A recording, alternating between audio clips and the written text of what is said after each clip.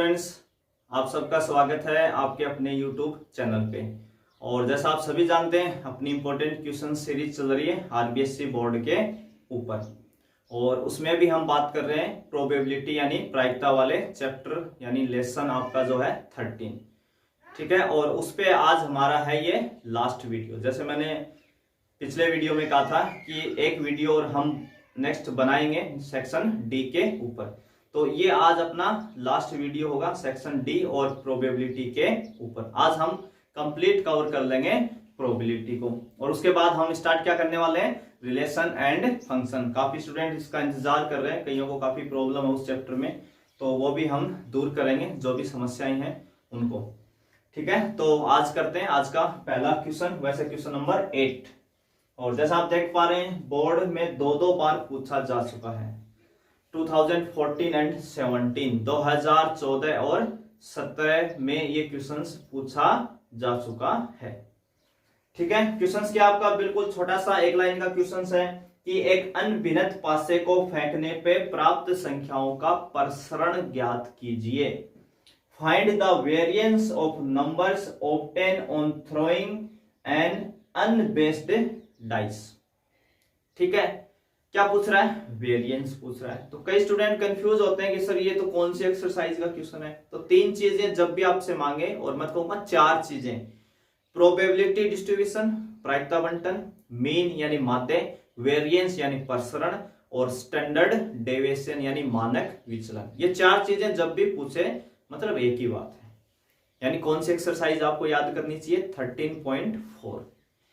अगर आपको वेरिएंस तक जाना है तो पहले आपको प्रोबेबिलिटी डिस्ट्रीब्यूशन चाहिएगा, उसके बाद आपको मीन चाहिएगा, उसके बाद आपका वेरिएंस आएगा। तो यानी मीन भी आपको निकालना पड़ेगा, पूछे या ना पूछे।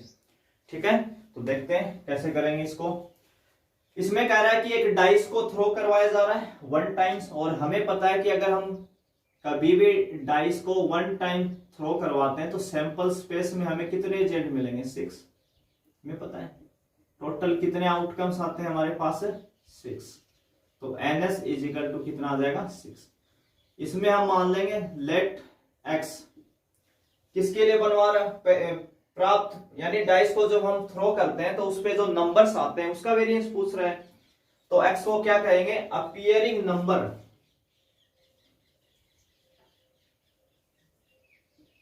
Appearing number on the dice, यानी डाइस के ऊपर आने वाले जो नंबर हैं उनको हम किससे डिनोट कर रहे हैं, x को, जो हमारा रैंडम वेरिएबल होता है। क्योंकि इसी के तो वेरिएंस पूछ रहा है कि डाइस के ऊपर जो नंबर आ रहे हैं उसका वेरिएंस बताओ। तो x के इसको क्या माना, appearing number on the dice या getting number on the dice, है ना, जो भी आप अपनी लैंग्वेज में लिख सकते हो, पासे पे प्राप्त संख्याएं। देन हमें पता है x की पॉसिबल वैल्यू चाहिए। लास्ट वीडियो में लास्ट क्वेश्चन पे बहुत डिटेल में हमने बात की थी, और मैंने कहा था कि अगर कोई बॉल का क्वेश्चन है, कार्ड का क्वेश्चन है, ठीक है, तो आप उसको 0 से स्टार्ट कर सकते हैं। पर यहां देखिए, अब यहां आप 0 से मत दौड़ जाना, क्योंकि x किसको डिनोट करता है, appearing number on the dice, यानी जो डाइस के ऊपर नंबर आ रहे हैं उसको x डिनोट करेगा। तो डाइस के ऊपर क्या मिल रहा है आपको, 1 2 3 4 5 6। तो यहाँ x की जो पॉसिबल वैल्यू है वो क्या है, 1 2 3 4 5 और 6, यही आएंगे डाइस के ऊपर। तो 1 से लेकर 6 ही आ रहे हैं। अब हम इनकी क्या निकाल देते हैं, प्रोबेबिलिटी। आपने x इज इक्वल टू क्या लिया, 1। तो 1 के आने के चांस क्या है, सबको पता है, टोटल रिजल्ट 6 है, और 6 में 1 के आने की प्रोबेबिलिटी क्या होती है, 1/6। 1 के चांस क्या, 1/6। ऐसे ही p x is equal to 2, तो 2 के आने के चांस भी क्या है, 1, तो 1/6। x इज इक्वल टू 3, इसके चांस भी कितने होंगे, 1/6। p x is equal to 4, इसके चांस भी कितने होंगे, 1/6। px इज इक्वल टू 5, इसके चांस भी कितने होंगे, 1/6। हमें पता है हर नंबर के आने के चांस क्या है, 1/6 है। अब हमें क्या बनाना है, प्रोबेबिलिटी डिस्ट्रीब्यूशन ऑफ x।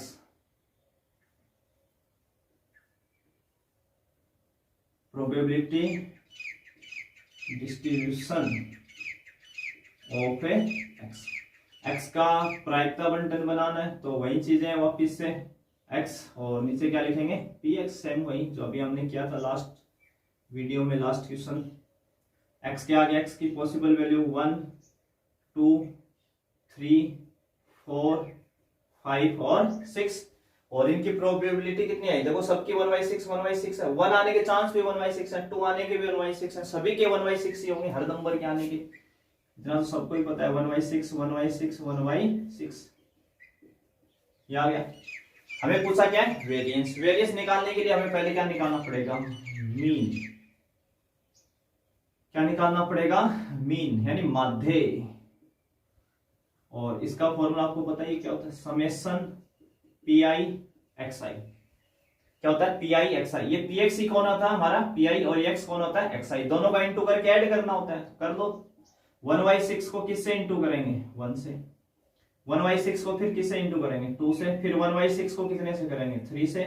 1/6 को कितने से करेंगे, 4 से। प्लस 1/6 को किससे करेंगे, 5 से। फिर 1/6 को किससे करेंगे, 6 से। ये 1 इससे हो जाएगा, प्लस 2 इससे हो जाएगा, प्लस 3 इससे, प्लस 4 इससे, प्लस 5 इससे और 6 इससे, सबको इंटू कर दिया। तो कितना आया इंटू होने पे, ये 1/6 बनेगा, ये 2/6 बनेगा, ये 3/6 और 4/6 प्लस 5/6 प्लस 6/6। एलसीएम 6 है तो न्यूमरेटर आप ऐड कर लो, 6 प्लस 5 हो गया 11, 15, 18, 20, 21। तो इसका आंसर कितना आ जाएगा, 21/6। ये क्या है आपका मीन।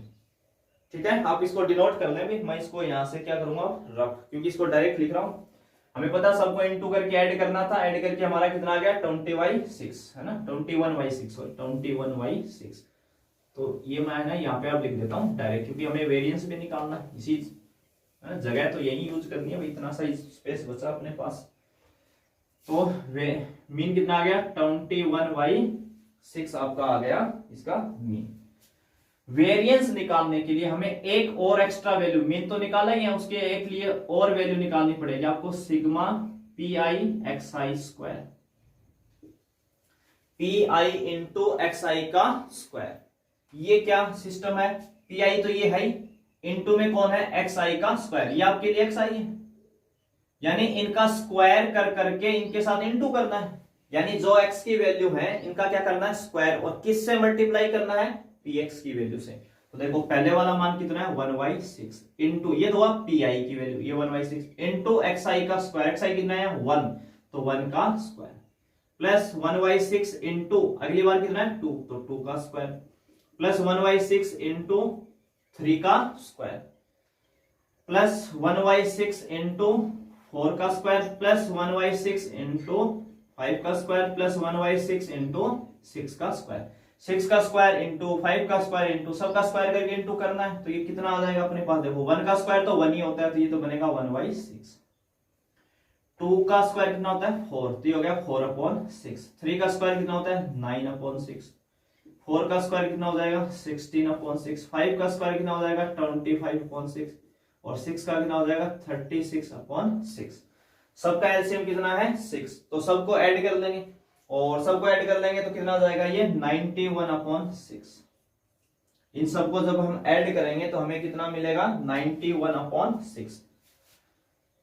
30, 50, 60, 70 और 80, यानी टोटल सम करेंगे तो कितना आ जाएगा 91। 36, 25, 16, 9, 4, 1 को सबको करेंगे तो ये 91/6 आएगा।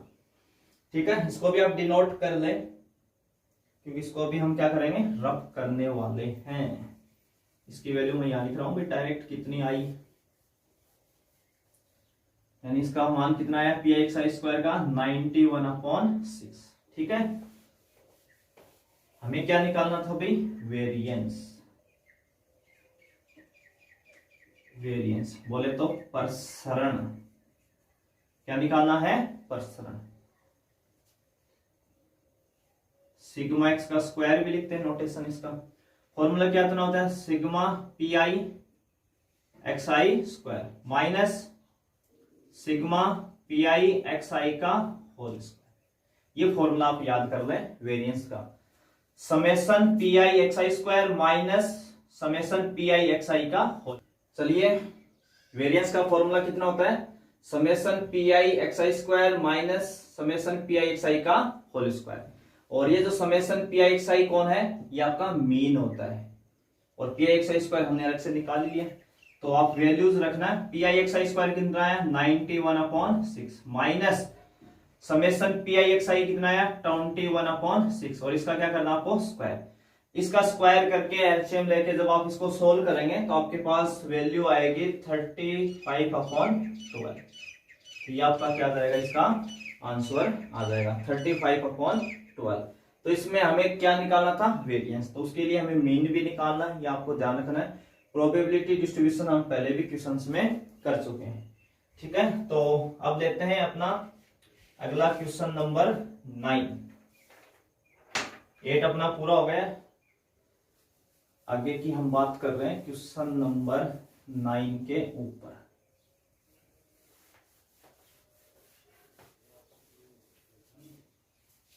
चलो इसको भी रफ कर ही देता हूं मैं।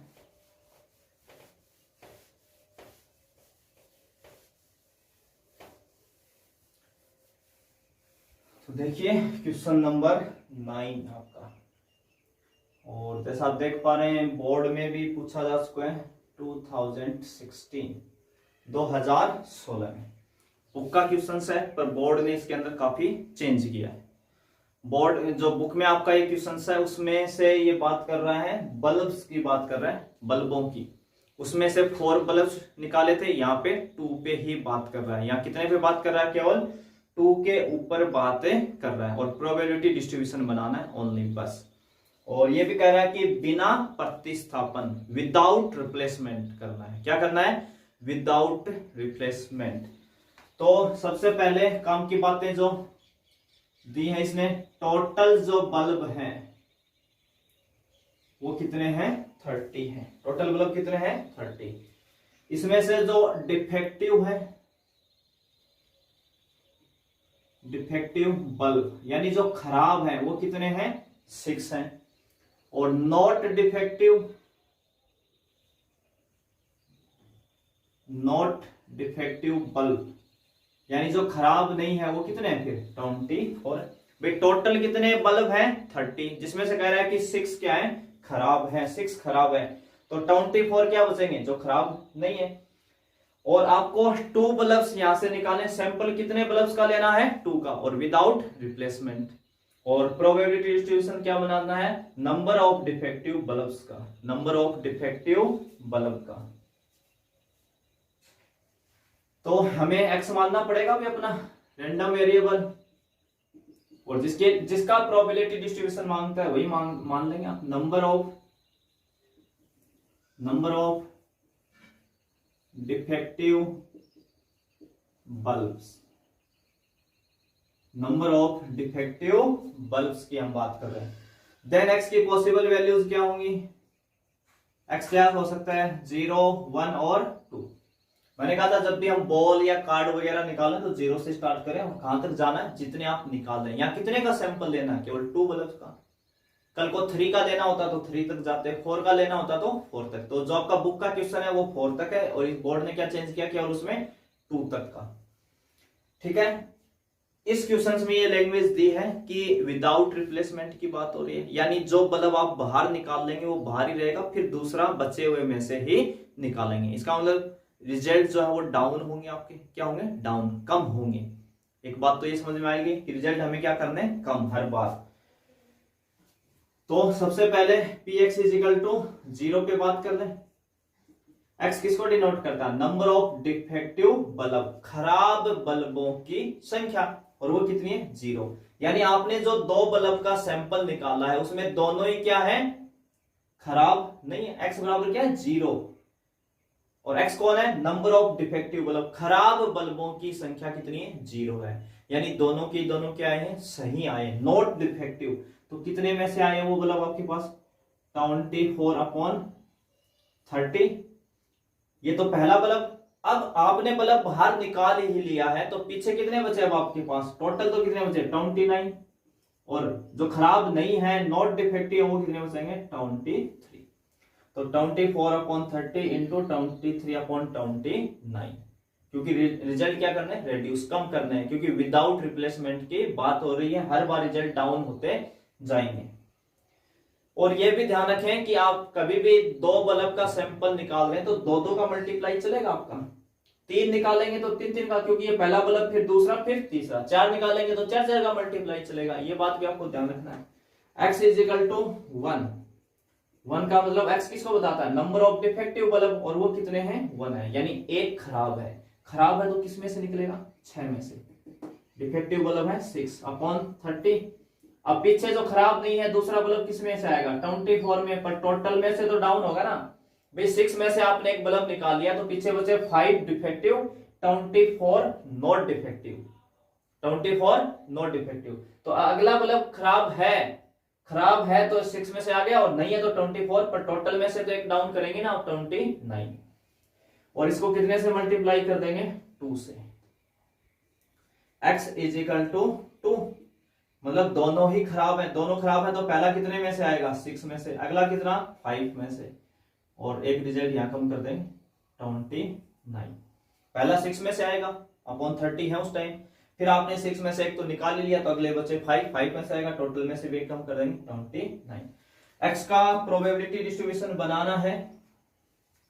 देखो इन वैल्यू को मैं कटिंग करके नहीं लिख रहा, ये आपके ऊपर छोड़ रहा हूं, थोड़ा सा काम, थोड़ी सी मेहनत आप भी करेंगे, है ना। इनको कैंसिल करवा लेंगे, जैसे ये 6 की टेबल से हो जाएगा 4 टाइम और ये हो जाएगा 5 टाइम्स, तो ये आप करवाएंगे थोड़ी सी कैलकुलेशन, है ना। ये मैं आपके ऊपर छोड़ रहा हूँ। x की वैल्यू 0 आई, 1 आई और 2 आई, है ना। इसमें रखना ही, आप तो समझ गए आपको यहाँ रखवाना है, तो मैं एक बार सिंपल सीधा ही लिख रहा हूँ, 24/30 इंटू 23/29। ये कितना आया, 2 इंटू 6/30 इंटू 24/29, और ये 6/30 इंटू 5/29। ठीक है, इनको कैंसिल आप कर लेंगे खुद से, इतनी कैलकुलेशन आप कर सकते हैं। तो क्वेश्चन अच्छा है, बोर्ड में आया हुआ है, जो थोड़ा बहुत चेंजिंग करता है वो भी आप देख सकते हैं। 4 की जगह 2 बार करवा लिया, बस इतना ही है। अगला क्वेश्चन नंबर 10 पे करते हैं भी बात। इसी टाइप का क्वेश्चन है 10 भी आपका, और बोर्ड में आया हुआ है, ये भी आप देख सकते हैं। 2019 के अंदर इसको पूछा जा चुका है। इसमें आपको कह रहा है कि एक कलश है ना, एन अर्न, URN, अर्न का मतलब कलश, जो कंटेन करता है 4 व्हाइट और 2 रेड बॉल, है ना। क्या बता रहा आपको, व्हाइट बॉल यानी सफेद बॉल, व्हाइट बॉल कितने है आपके पास, 4, और रेड यानी लाल गेंद, रेड बॉल कितनी है, 2। तो टोटल बॉल आपको पता ही अब तो कितनी हो गई होंगी, इतना तो आप ऐड कर ही सकते हैं, 6।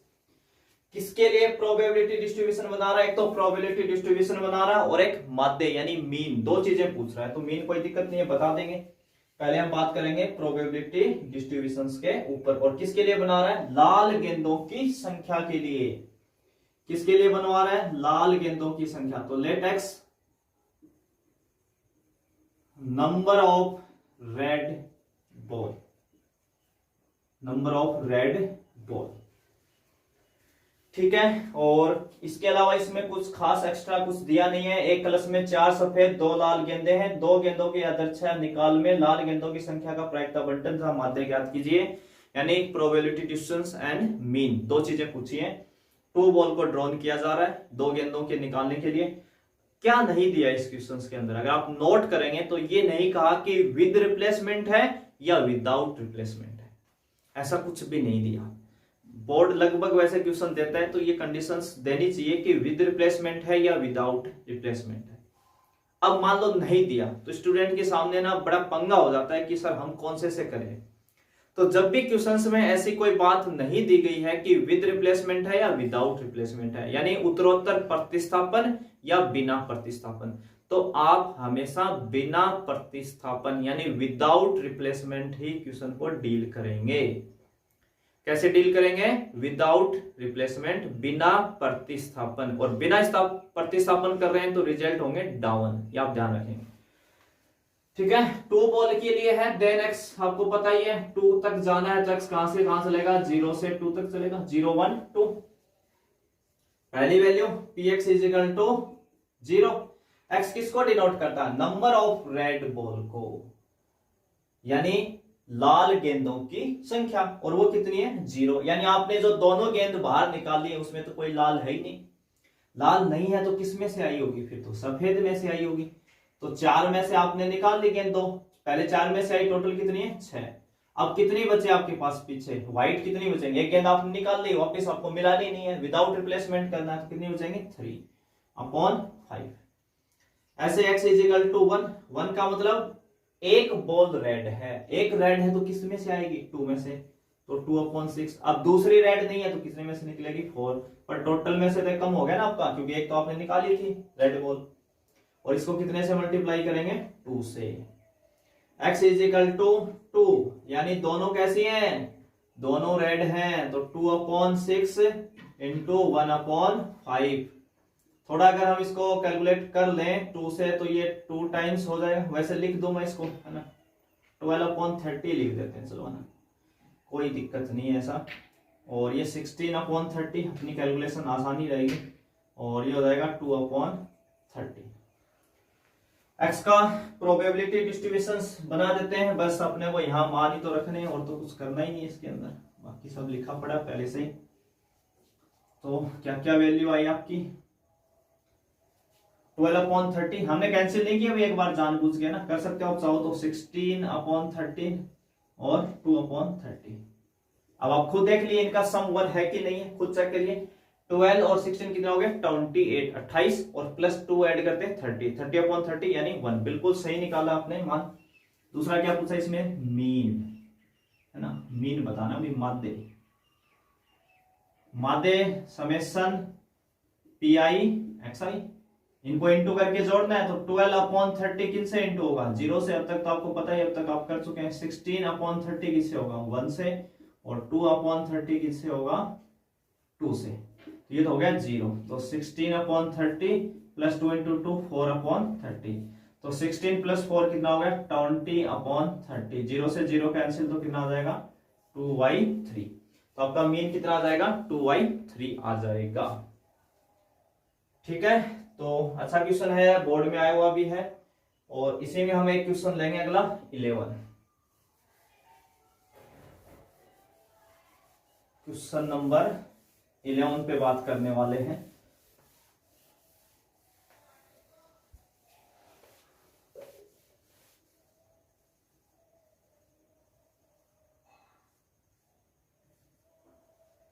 क्वेश्चन नंबर 11, क्वेश्चन नंबर 11 आपका है, एक सिक्के को इस प्रकार अभिनत किया गया है, यानी स्पेशली एक सिक्के को डिजाइन किया गया कि सिक्के पे चित आने की संभावना पट आने की अपेक्षा 3 गुना है। चित आने की संभावना पट आने की अपेक्षा 3 गुना है, यानी पट अगर 1 आया है तो चित कितने आएंगे 3, यानी टेल 1 है तो हेड कितने आएंगे 3 आएंगे, यानी उससे 3 टाइम्स मल्टीप्लाई हो जाएगा। यदि सिक्के को 2 बार उछाला जाता है, कॉइन को कितने टाइम टॉस किया गया 2 बार, तो पटों की संख्या के लिए प्रायिकता बंटन ज्ञात कीजिए, यानी टेल के लिए क्या बनाना है प्रोबेबिलिटी डिस्ट्रीब्यूशन बनाना है, एंड EX फाइंड करना है। क्या फाइंड करना है EX, तो ये EX क्या बोला है, कुछ भी नहीं है। EX किसको बोलते हैं मीन, माध्य का नाम ही क्या है EX है, EX का दूसरा नाम क्या है माध्य भी है, तो माध्य ही पूछ रहा है, EX बोल रहा है, इसका मतलब क्या पूछ रहा है माध्य, मीन आपसे पूछ रहा है। A coin is based so that head is 3 times as likely to occur as tail, यानी टेल से 3 टाइम्स क्या आता है हेड, टेल के 3 टाइम्स क्या आएगा हेड आएगा, अगर टेल 1 है तो हेड 3 टाइम्स आएगा। If the coin is tossed twice find the probability distribution of the number of tails and find EX। तो देखिए अगर सिंपल कॉइन की बात करता, जिसमें ये कहता ना इसके 3 गुना 2 गुना 4 गुना आता है, उस केस में हमें सैंपल स्पेस के माध्यम से क्वेश्चन सॉल्व नहीं करना है, क्योंकि इन टाइप के क्वेश्चन को हम 2 तरीके से डील करते हैं। एक तो सीधा सैंपल स्पेस लिख के, क्योंकि वो क्वेश्चंस मैंने इंक्लूड नहीं किया बिल्कुल सिंपल वाला, पर आपने पढ़ा होगा क्लास के टाइम में। सिंपल कॉइन को टॉस कराता है 3 टाइम्स 4 टाइम्स 2 टाइम्स, तो हम सैंपल स्पेस से ही रिजल्ट काउंट करके प्रोबेबिलिटी निकाल लेते थे। पर जिन क्वेश्चंस में ऐसे केसेस आए कि वो उसके 2 टाइम्स है 3 टाइम्स है 4 टाइम्स है, तो फिर आपको दूसरे रास्ते से सॉल्व करना है, सैंपल स्पेस से रिजल्ट काउंट नहीं करने हैं, ये आपको ध्यान रखना है। तो सबसे पहले हम मान लें क्वेश्चन को हम सॉल्व कैसे करेंगे, तो हम मान लें लेट नंबर ऑफ टेल, है ना, पट की संख्या, माना पट की संख्या कितनी है, x है। देन नंबर ऑफ हेड कितने हो जाएंगे, चित्त की संख्या कितनी हो जाएगी, 3x, क्योंकि अगर टेल x है तो हेड क्या आ रहे हैं 3 टाइम्स, तो कितना हो जाएगा 3x। तो टोटल रिजल्ट कितने हो जाएंगे आपके, total result x plus 3x equal to कितना आ जाएगा 4x। तो एक हेड आने की प्रोबेबिलिटी, हेड के फेवर में केस कितने 3x और टोटल कितने 4x, तो x से x कैंसिल हो जाएगा तो कितना आ जाएगा 3/4। ऐसे टेल आने के क्या प्रोबेबिलिटी होगी, x/4x यानी 1/4।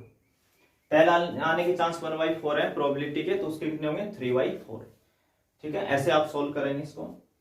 किसके लिए प्रोबेबिलिटी डिस्ट्रीब्यूशन बनवा रहे हैं हमसे, let x number of tail, number of tail, और कल को आपसे नंबर ऑफ हेड भी मांगे, क्या मांगे, नंबर ऑफ हेड, तो बस यहाँ हेड लिख देना, आगे चलेगा बिल्कुल सेम, ना पीछे चेंज होगा ना आगे, बस यहाँ टेल की जगह हेड आ जाएगा और हेड की जगह टेल। तो कॉइन वाले जितने भी क्वेश्चंस हैं, चाहे आपसे टेल के लिए प्रोबेबिलिटी डिस्ट्रीब्यूशन मांगे चाहे हेड के लिए, रिजल्ट होंगे सेम, या दिमाग में अच्छे से बिठा लेंगे अपनी बात। देन एक्स की पॉसिबल वैल्यूज क्या होंगी, वही 0 1 2, क्योंकि कोई भी टेल ना आए, या 1 टेल आए या 2 टेल आए, क्योंकि कॉइन को कितने टाइम टॉस किया जा रहा है 2 टाइम्स, इसलिए 2 तक चलेंगे। 3 टाइम्स होता तो 3 तक चलते, 4 टाइम्स होता तो 4 तक।